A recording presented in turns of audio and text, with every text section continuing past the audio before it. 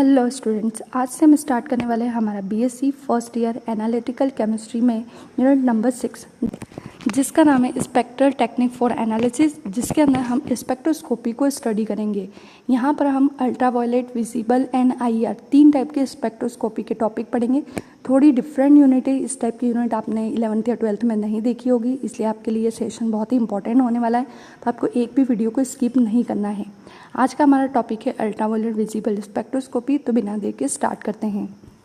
इस टॉपिक के ऊपर आपको शॉर्ट नोट आ सकता है, तो यहाँ पर हम यही देखेंगे कि यूवी एंड विजिबल स्पेक्ट्रोस्कोपी का मीनिंग क्या होता है। तो बिना देर के स्टार्ट करते हैं।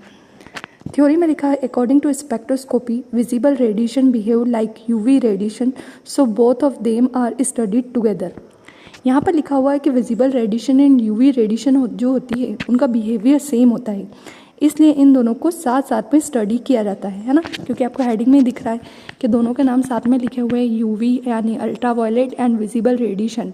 इन दोनों का नेचर सेम होने के कारण इन्हें हम साथ में स्टडी करते हैं। सेकंड पॉइंट है, ultraviolet visible spectroscopy related with the transition between electronic energy level and the absorption of UV radiation.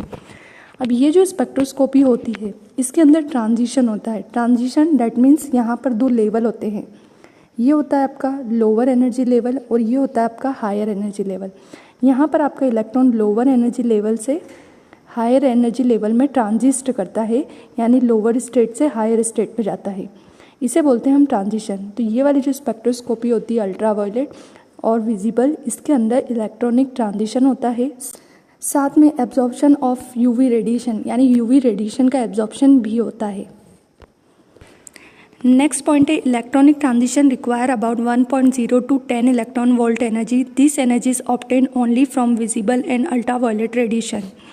अब जब इलेक्ट्रॉनिक ट्रांजिशन होता है, जो मैंने इसके पहले आपको बताया कि हमारा जो इलेक्ट्रॉन है वो लोअर स्टेट से हायर स्टेट में जाता है, तो उसके लिए हमें 1.0 से 10 इलेक्ट्रॉन वोल्ट एनर्जी रिक्वायर्ड होती है, और ये एनर्जी केवल हमें किससे मिलती है, विजिबल या यूवी रेडिएशन से, है ना।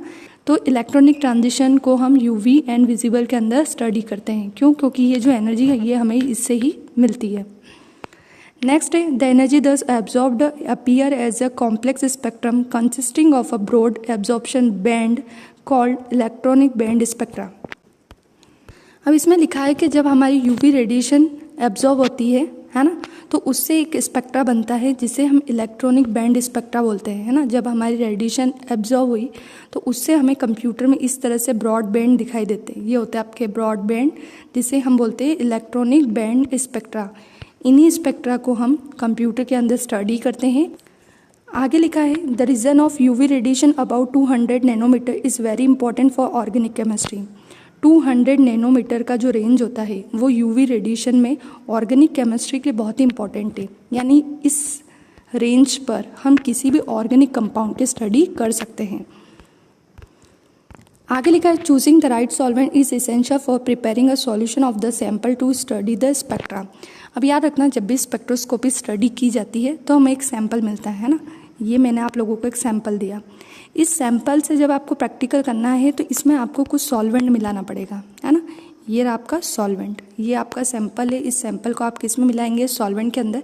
तो ये जो सॉल्वेंट है इसका आपको चूज़ करने में बहुत ध्यान रखना है ना। तो ये लिखा है, जब हम सैंपल को सॉल्वेंट में मिलाते हैं तो आपका सॉल्यूशन सही बनना चाहिए, यानी ये सैंपल जब सॉल्वेंट में मिलेगा और जो सॉल्यूशन बनेगा वो सही होना चाहिए, तभी हमारा क्लियर स्पेक्ट्रा कंप्यूटर में दिखाई देगा। आगे लिखा है, the solvent should be such that it does not absorb radiation in the area of study. एक चीज़ और बोली गई है कि जो आप सॉल्वेंट यूज़ कर रहे हैं, है ना, सैंपल के अंदर जिस सॉल्वेंट को मिला रहे हैं वो सॉल्वेंट आपका रेडिएशन को एब्जॉर्ब करने वाला नहीं होना चाहिए, ठीक है।